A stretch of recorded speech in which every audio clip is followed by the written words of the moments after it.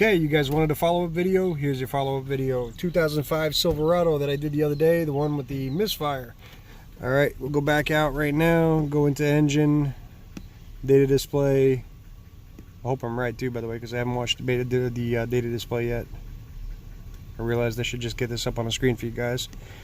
Customize, deselect them, and 1, 2, 3, 4, 5, 6, 7, 8. I got all 8 of them this time? Yes, I do. Alright. See if we count up anything. I'm going to look through the viewfinder too. Giving it some throttle.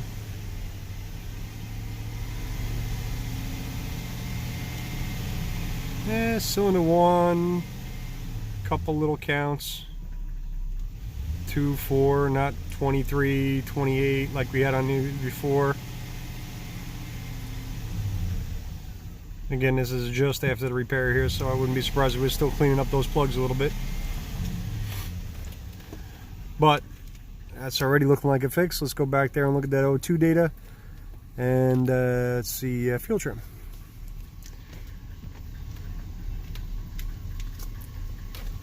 And yes, I was using the Bosch the first time around. Unfortunately though, I've run that battery clear out today, so pull up the fuel trims again and we'll pull up O2, O2, O2, and O2. Give me list view. And it was bank 1 sensor 1. Am I remembering that right? Yeah, okay. Bank 1 sensor 1, and there we go. A nice switching O2.